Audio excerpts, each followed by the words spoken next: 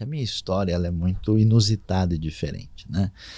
Eu nasci na cidade de São Paulo mesmo, inclusive, assim, eu brinco que eu sou desesperadamente paulistano. Eu nasci no estado de São Paulo, cidade de São Paulo, no Hospital São Paulo, né? Olha! Então foi uma coisa realmente peculiar e na verdade, por circunstâncias da vida, eu não convivi com os meus pais, né? E eu fui viver com meu avô, que era uma pessoa de condição muito boa, muito elevada, eu vivia numa situação de conforto bastante grande, e ele faleceu, eu passei a viver com meu tio, mas essa lacuna... Não tinha avó também na época? Não, nesse momento não, só tinha o avô Sim. mesmo, né? E depois, quando eu tinha 6 anos de idade, ele faleceu, e então eu desenvolvi, por uma questão familiar, uma lacuna interna muito grande. Minha cabeça pensava mais do que devia, muito acelerada. Sim. E ao ponto de que a angústia existencial, o pessoal tomou conta da minha vida. Para você ter uma ideia, eu, sem querer fazer aqui média, eu diria que talvez eu fosse a pior pessoa do mundo. Com 5 anos de idade, eu fui capaz de quebrar uma vidraça assim, de ódio, de revolta, né? E de me cortar. Nossa. E quando isso aconteceu, minha situação foi piorando a ponto de que quando eu comecei assim, né, nos primórdios do caminho da adolescência, a minha vida foi ficando bastante complicada. Eu morava no centro de São Paulo, né, estudava na região do começo da Rua da Moca ali, e eu fui ficando numa angústia tal, e em casa dos meus tios a religiosidade era uma coisa meio difusa, né? Tinha gente com tendência católica nominal, um pouco de influência kardecista, mas no fundo ninguém era muito envolvido com isso. E nessa angústia muito grande, um dia eu estava assim, sinceramente, olhando do 6º andar do prédio e falando, por que eu não me jogo lá embaixo? Com que idade? Com 10 anos de idade. E nesse sofrimento interno, porque eu comecei a dar muito trabalho na escola, eu era o pior aluno da escola. E você conversava com seus tios nessa época? Ou não, era algo que você guardava? Escondia, tal. Eu tinha receio de ter algum tipo de repreensão, qualquer coisa assim. Sim. E eu chegava na escola a ser separado de todo mundo, porque era o menino mais insuportável possível, né? E olha que eles tinham toda a razão, né? E aí um dia, eu estava até limpando algumas coisas assim no quarto, em casa, e um dia eu olhei para cima e falei, Deus, será que o Senhor existe? Eu olhei assim, estava um céu semi-nublado, eram umas 10h30 da manhã, e eu falei, se o Senhor existir, por favor, faz alguma coisa, porque eu não aguento mais viver.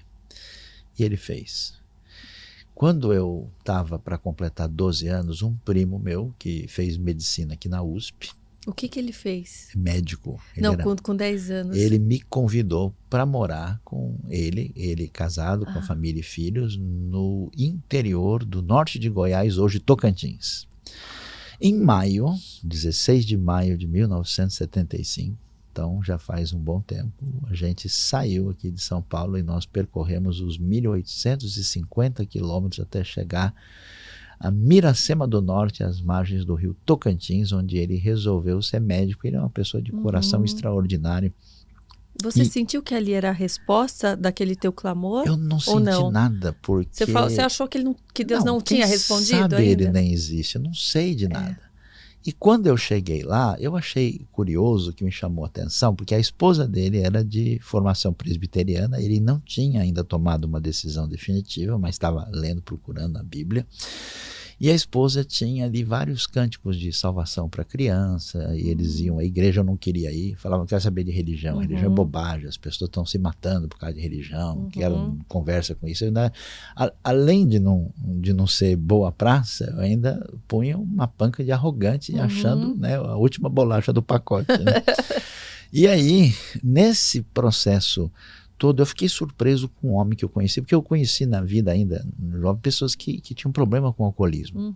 E eu vi um homem que estava frequentando a igreja e que havia sido recuperado disso. Eu achei ele muito tranquilo, com um olhar sossegado e sereno. Eu falei, o que aconteceu com esse cara? Eu nunca vi ninguém assim. E aí o que aconteceu? Deus estava preparando, né, a surpresa para mim. Deus gosta de brincar de esconde-esconde com a gente, né? Então aí chegou o dia que ele falou, achou. Achou! E aí, o que acontece? Quando foi em junho de 1975, um mês depois, eu levantei de manhã, eu fui para o quintal da casa, que tinha do lado esquerdo uma mangueira muito grande, à direita um cajueiro, debaixo dessa mangueira,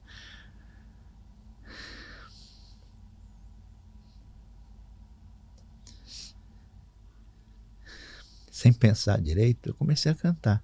Aí eu cantei 2 musiquinhas. É fácil de entender, tão claro como a luz, em meu lugar, para me salvar, Jesus morreu na cruz.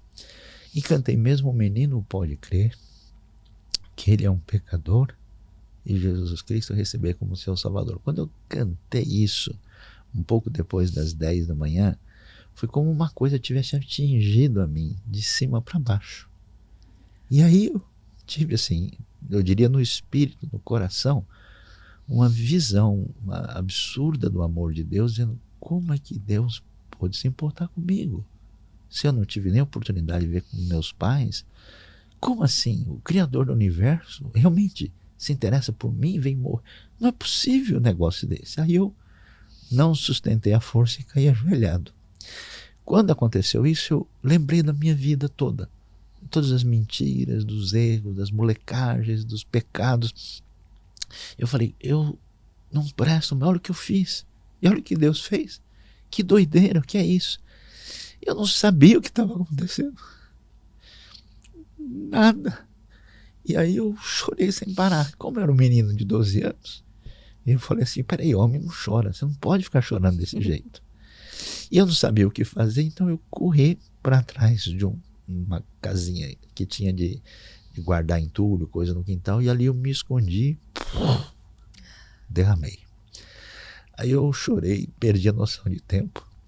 E quando eu consegui cair, assim, me controlar, eu voltei ainda sem consciência do que era aquilo. Eu não tinha ideia que era um novo nascimento, que era uma coisa... aquilo, foi Deus que me achou. Sim. E aí eu saí de lá, vim embora, e era uma coisa curiosa, era uma sensação de uma leveza que eu nunca tinha experimentado antes, né? E eu passei aquele dia, é uma frase meio pesada de dizer, parecia que semi-narcotizado, eu estava meio assim, sabe, meio fora, uma coisa meio estranha de poder explicar. E aí eu fui aquela noite, eu parece que a gente fica meio flutuando, assim, né? Exatamente. Meio, não é? Eu tive algumas vezes assim. Aí quando foi, naquela noite eu dormi. E dormi tão bem. No outro dia de manhã, eu acordei, eu olhei pela janela.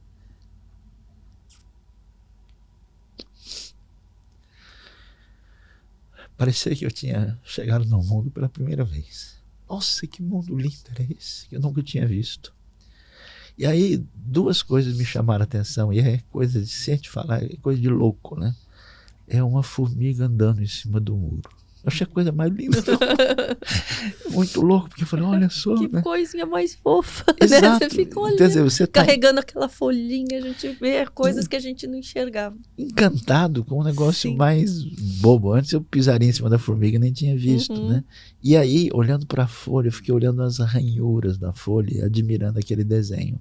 E aí, foi que eu percebi que o peso que eu carregava nas costas, no coração, caiu. Sim. E aí eu fiquei literalmente maluco, né? Eu fiz 2 coisas. Primeiro que eu queria converter a cidade toda. Eu não sabia. Então eu chegava para as pessoas falando, fulano, olha, Jesus fez isso. E o cara falava, eu vou pensar. E eu começava a chorar. Eu sei bem como é isso. Aí mas eu não entendia as coisas, né? E aí com uma sede desesperada, eu comecei a ler a Bíblia feito doido, né? E li, tipo, um mês eu li o Novo Testamento todo, pouco tempo eu li a Bíblia toda, então eu passei a comer a Bíblia, né? E então, o que acontece? Eu tinha só 12 anos de idade. Nossa. E eu comecei então a crescer, a caminhar, a ouvir, a ler, a buscar tudo, né? E eu continuo até hoje, né?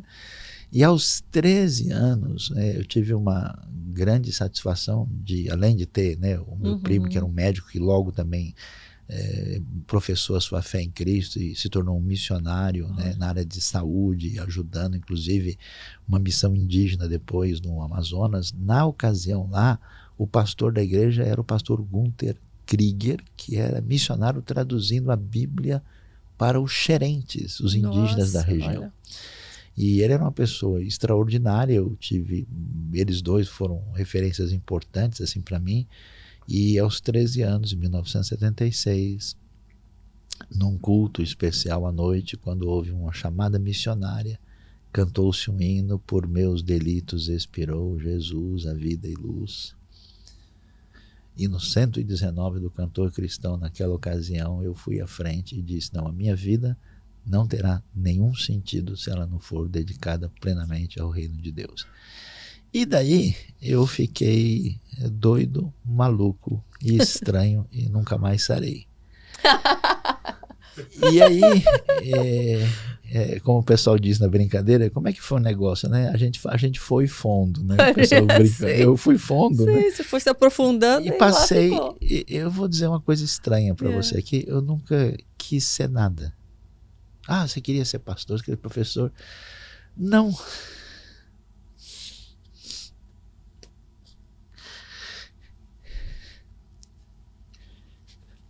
Eu só queria conhecer esse Deus que fez isso, que era inexplicável. E eu queria entender o que ele revelou. Então eu passei desesperadamente a ler, a procurar entender, e estou tentando até hoje. Gostou desse trechinho? Então se inscreva aqui no canal e fique por dentro de tudo. E para se aprofundar ainda mais, clica aqui em Seja Membro e tenha acesso a conteúdos exclusivos para você.